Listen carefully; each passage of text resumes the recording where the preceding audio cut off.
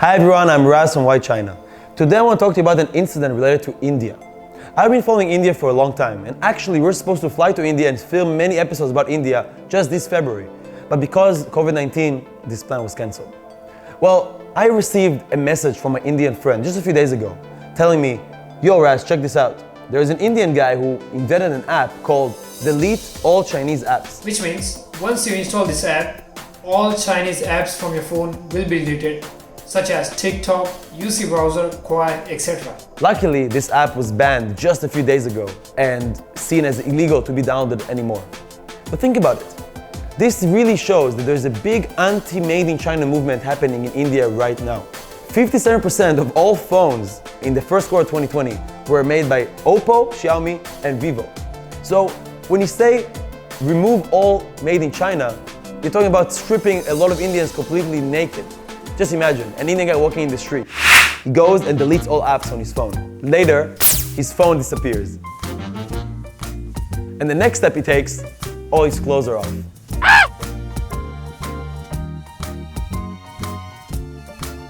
This is what life would be like if India would just give up all of the made in China products right away. So before we get too emotional here, let's look at this thing objectively. Why has there been a growing resistance among Indians towards made in China products? There's two main reasons for this. The first and more obvious one is that the pandemic has caused an increase in negative emotions among Indians towards China. A recent survey conducted by the Takshashila Institution shows that 67% of Indians feel that China is to be blamed for COVID-19. But the second and more deeper reason is the fact that there is a comparative advantage of Chinese products compared to made in India ones. Let's look at this more closely. If you follow international affairs, you will know that India's Prime Minister Modi has withdrew India last year, November 5th, from the RCEP, which was a free trade agreement supposed to be signed by 10 Asian countries, plus China, Japan, Korea, Australia, New Zealand, and India. So why is this withdrawal so meaningful? Let's look at the facts. Between 2013 and 2017, the trade deficit between India and China has increased. Despite a slight decline in 2018, compared to 2013, there's been an increase of 53.3%. That's a big number. In order to tackle this situation, the Indian government introduced higher and higher tariffs. For example, on the toy industry, they increased the import tariffs from 20% to 60%. Or in situations like furniture, refrigerators, and other consumer industries, the taxes kept increasing. Well, this kind of behavior should cause the decrease in trade deficit and the protection of domestic industry. So why is the trade deficit between India and China still increasing? The core reason behind this is comparative advantage, which is essentially the gap between made in China and made in India. A survey in 2018 shows that 80% of Indians still prefer to buy made in China products. That's despite the fact that the cost of labor in China is 3 times higher than that of India. But the cost of a product in India is still higher than that of China. How is that possible? Let's do the math. First, electricity cost. India is facing a shortage of electricity. The US Energy Agency shows that the power consumption in India is 30% compared to the world average of 9%. There's also common stealing of electricity among the Indians. The urban poor usually steal from the public power supply. There's also a survey that shows that 40% of Indians do not pay for electricity, and rural Indians, among them, 20% of them are stealing the electricity. Second issue, logistics.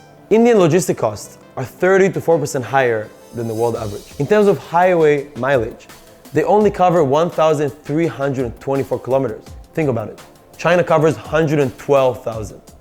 That's a massive difference.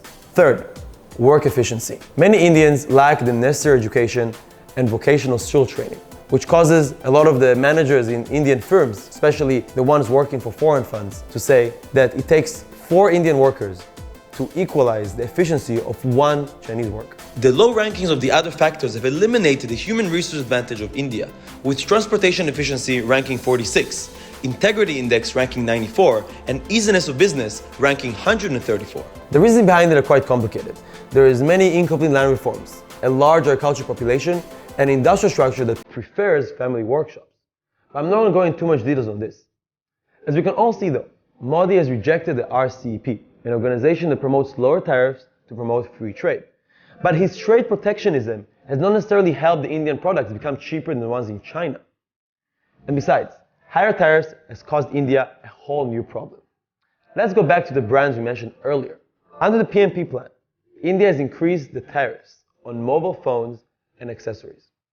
Hence, Chinese brands like Huawei and Xiaomi have decided to build their factories in India, hence causing more Indian companies to be competed by the Chinese companies on domestic market, hindering their competitiveness essentially. This is a huge dilemma for the Modi administration. If they decrease the tariffs, more Chinese brands will enter the market more easily, and it will show that there is a decrease in the cross-border direct investment. But if they higher the tariffs, many Chinese brands will essentially bypass it, build factories in India, and hinder the competitiveness of the domestic Indian companies. And adding on the pandemic impact on the already fragile Indian manufacturing industry, the problems just get bigger and bigger. Hence, Indians turn into another way to protect their domestic industry, nationalism. And that's exactly the logic you see behind the entire anti-Chinese apps, anti-made in China movement. It is the politicization of the internet that is causing and catalyzing the populist and nationalist sentiment in India. It changes the image of Chinese brands among the Indian people and also promotes the domestic economic development. To end this analysis, I want to use one quote. Using the pandemic to promote economic and political interests. This is how I understand the resistance to China among Indians. I hope we treat these kind of situations more objectively, look at the facts, understand the economic, political, social, and historical factors, and not rush into emotions when we see this kind of news. Please comment below what you think and suggest more topics for me to discuss when it comes to international relations between China and the world. 记得素质3连，也希望大家评论一下你们怎么看这个问题，有没有一些新的维度、新的视角可以提供给我们。